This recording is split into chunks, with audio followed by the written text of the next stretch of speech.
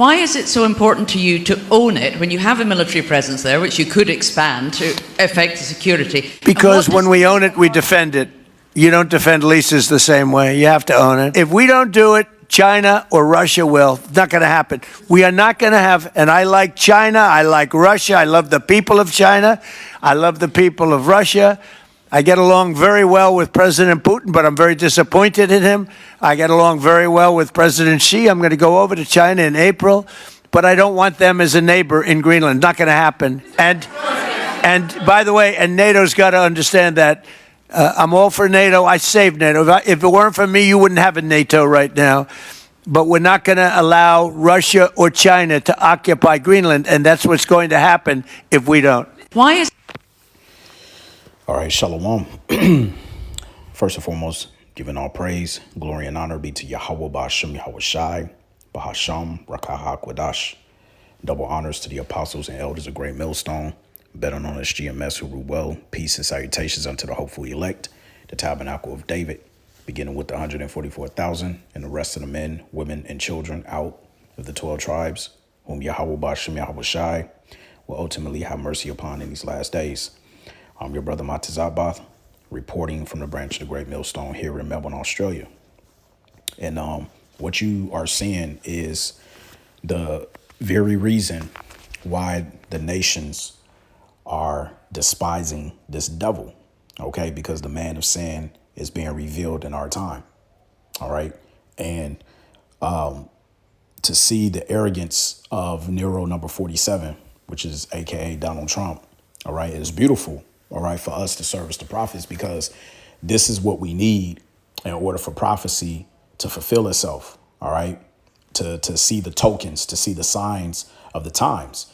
And what he is doing and what he is showcasing, it only makes the situation that much worse for Babylon the Great, because with the situation pertaining to Greenland and what he just did to Venezuela, and also with the threat of also invading Cuba, it has just been announced that, let me see if I got it here.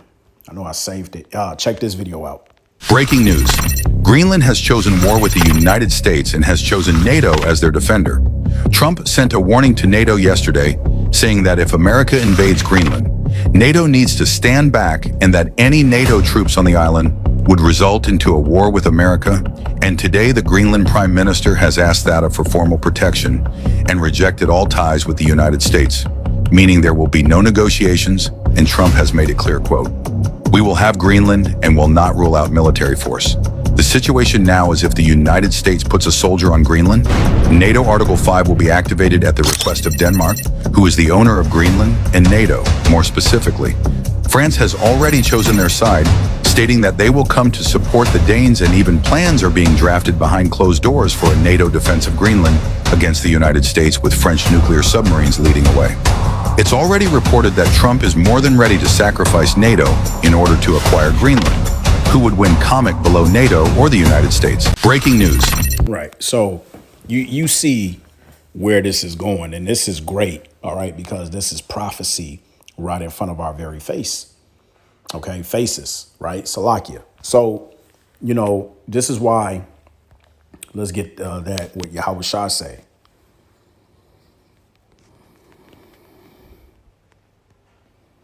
All right.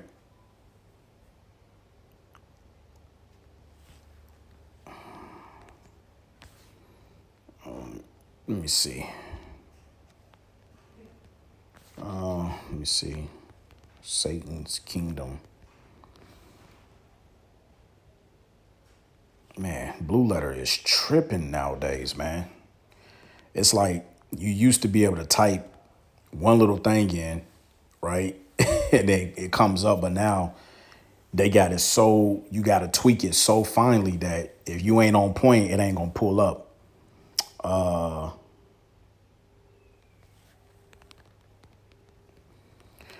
Let me get this here. Here it is right here. Luke 10 and 18. Okay. Let me highlight that. Luke 10 and 18, it says, "And he said unto them, I beheld Satan as lightning fall from heaven." Okay. Now, what does this mean? All right. Because it's not literal. It's not talking about spiritual demon Satan is falling directly from heaven, and then you got the fallen angels with him. And no, that's not what it's talking about. Okay. What it's talking about is Satan in this context represents Esau, Edom, pursuant to 2 Thessalonians, the 2nd chapter. And when it says he beheld, okay, Satan as lightning fall from heaven, heaven in this context represents rulership. Okay. So what he witnessed and what he was prophesying was the downfall of how quickly Esau's kingdom was going to fall. Okay. And it is falling as of lightning. Right. Another example, when we fell from rulership, when you get Lamentations 2. All right. It says, verse 1, how hath the Lord covered the daughter of Zion with a cloud in his anger, and cast down from heaven unto the earth the beauty of Israel, and remembered not his footstool in the day of his anger. Were we literally up in the clouds in the heavens, and then we just fell from grace from the heavens? And no, it's not talking about that. Okay. To be cast down from heaven is talking about he knocked us off our rulership. Okay. And then we had to suffer the curses by being enslaved under the heathen nations. Okay. So you have to understand the context. Heaven is not just always referring to literal heavens above, but it can also be referring to as rulership. Okay. So when Yahweh Shai said that he saw Satan as lightning cast from heaven, he was talking about his rulership, man. All right. That's why it also tells us in Isaiah, one of my favorites, chapter 47 and verse 1, it says, come down and sit in the dust. Why you need to come down for? Because you're on top right now. You're in the rulership. You're sitting in the seat. Right. It says, come down and sit in the dust, O virgin daughter of Babylon, sit on the ground. OK, dust also represents a state of confusion. Right. And I'm going to show you how this also ties right into Obadiah 1 and 7, where it talks about those that have made an alliance with them. OK, they're going to, come against him. And there is no understanding within him, meaning he's not going to understand what's going on. He's not going to know what's happened to him. That also plays a part in come and sit in the dust. Why? Because you're not going to know why your kingdom fell in terms of it's going to happen within a blink of an eye, which goes back to Luke 10 and 18. I beheld Satan as lightning falling from heaven. Sit your ass down in the dust, okay, in a state of confusion, because you thought that you had everything right at the end, the end of your fingertips. You thought everything was going to keep going. As a matter of fact, scriptures also says, let's get Psalms 49:11, right? Because this is another reason why he is inquiring the land of Greenland, man. It says their inward thought is that their houses shall continue forever, and their dwelling places to all generations. They call their lands after their own names. You see? Now let's get that Obadiah really quickly before I forget. Obadiah 1 and 7. It says, all the men of thy confederacy have brought thee even to the border, because who made an alliance with this devil? Mainly all the heathen. OK, especially the beast, which represents NATO and the EU. Right. It says the men that were at peace with thee have deceived thee and prevailed against thee. They that eat thy bread have laid their wound under thee. There is none understanding in him, meaning Esau ain't going to know what the fuck hit him, man. When this rulership is finally over, when Yahweh Shai returns. That's why the scriptures also speak about it's only going to take Yahweh Shai 1 hour to destroy Babylon and Great America. 1 hour. Right. But the pride of this devil, man. Why is it so important? Let's just listen to him one more time. Important to you to own it when you have a military presence there, which you could expand to. And notice she's right. But see, this is the greed of Esau, Edom, man.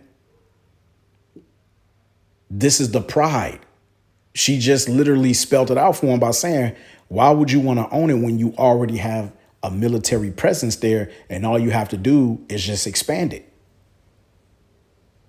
All you got to do is just expand it. But see, remember, Esau is living out his blessing, right?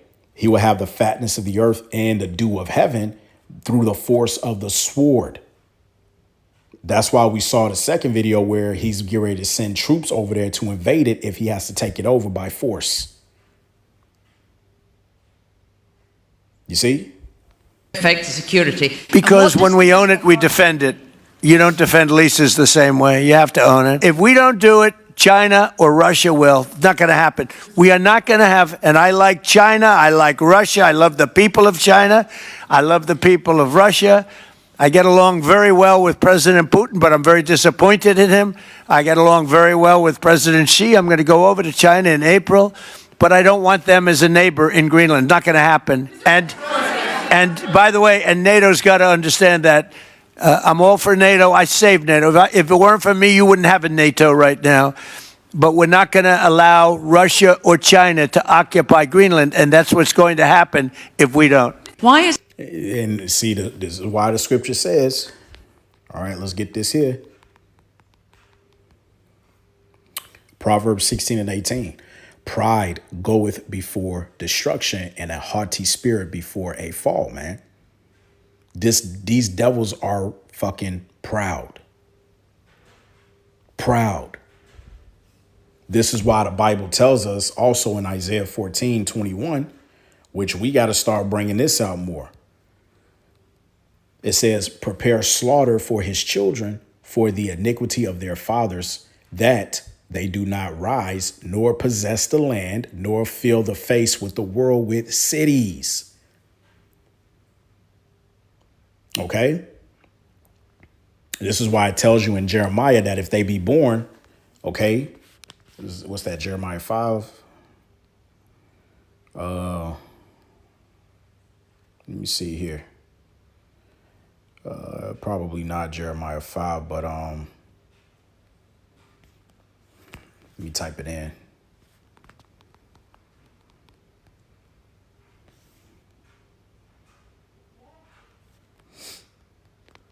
Jeremiah. I know it's in the book of Jeremiah, so I know that much. But if they be born,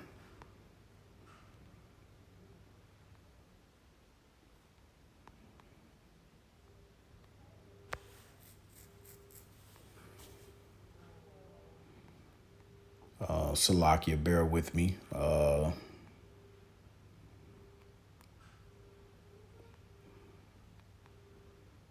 Let's see here. Sword.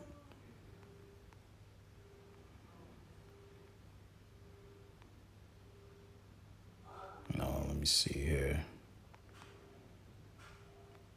Yeah, Salakia. I know. I think it's in the book of Jeremiah. I'm pretty sure it is.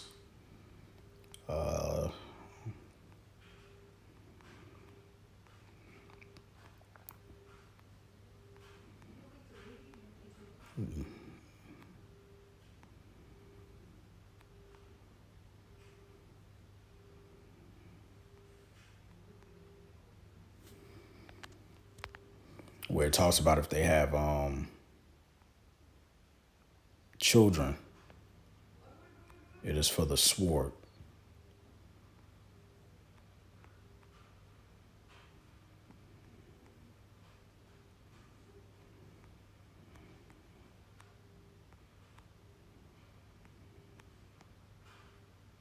And Salakia Akim.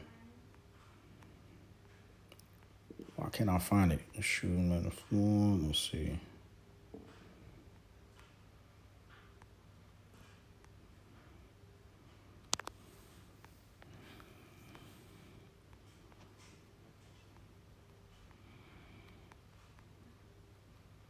Oh, wow. All right, let me type this in.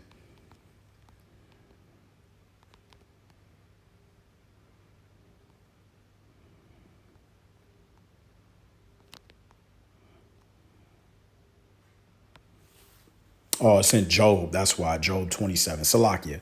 Thought it was Jeremiah, but it's all good. Salakia Akim. This is Job 27:14. It says, if his children be multiplied, it is for the sword, and his offspring shall not be satisfied with bread. All right. You see what I'm saying? Because for what, I hear, according to the statistics, globally, Esau ain't doing too well in the bedroom with his woman popping out babies, if you get what I mean. All right. So those Edomites who, are popping out children or whatever, all right, that is multiplying, it is for the sword, man. Point blank, period. All right. So when we go back to Isaiah, Isaiah, what's that? Isaiah 12 or Isaiah 14, Salakia and 21. Prepare slaughter for his children, for the iniquities of their fathers, that they do not rise nor possess the land, nor fill the face with the world with cities. Okay, and this is how you know it's going to be a judgment for Esau, Edom, because according to the same book in Job, when you get Job 19 and 29, it says, be ye afraid of the sword, for wrath bringeth the punishments of the sword, that ye may know there is a judgment. You see that? Again, if his children multiplied, it is for the sword. Now, what did the Lord tell us in Isaiah the 34th chapter? Isaiah 34:5. For my sword shall be bathed in heaven. Behold, it shall come down upon Idumea. All right. Idumea is the Greek way of saying Edom. And upon the people of my curse to judgment. You see? So this is how we get understanding through thy precepts. You see how the precepts is all bouncing off one another, man. Esau is going to get that ultimate judgment. Okay? The sword of Yahweh. It says, verse 6, the sword of Yahweh is filled with blood. It is made of fat with fatness, and with the blood of lambs and goats, and with the fat of the kidneys of rams. For Yahweh hath a sacrifice in Basra, and a great slaughter in the land of Idumea. Okay? And your modern day Basra today will be America. That great city, okay, as mentioned in the book of Revelation. All right. So, this guy here, man, as I stated before, he's proud. Okay. But that's a good thing. Okay. For the sake of prophecy, because we need that, man. All right. And these nations, okay, that's why the scripture says the nations are mad, pursuant to Jeremiah 51:7. All right. Because they drunken of his wine. The wine represents the philosophies, all right? Because when they made a treaty, all right, he was supposed to follow what was made known within the international law. But just about 4 to 5 days ago, this man was caught on record saying that he's above the international law. The international law don't concern him. This is the reason why you have nations like France and the UK, getting their men ready to intervene within Greenland, even if they got to go up against America. This is why the scriptures tells us the beast shall hate the whore. You see? But we can only wait and see, how this is going to play out, because we still have other prophecies that has to take effect before an all-scale out war, all right, is just blown up into proportion, leading into those nukes being shot on one another. All right. So with that, that's pretty much all I have. I pray that this lesson was edifying, and I want to give all praise, glory, and honor be to Yahweh, Bahasham, Yahweh Shai, Bahasham, Rakah, HaQuadash, and double honors to the apostles and elders of Great Millstone, better known as GMS, who rule well. Peace and salutations unto the hopeful elect, the tabernacle of David. It's on to the next. Shalom.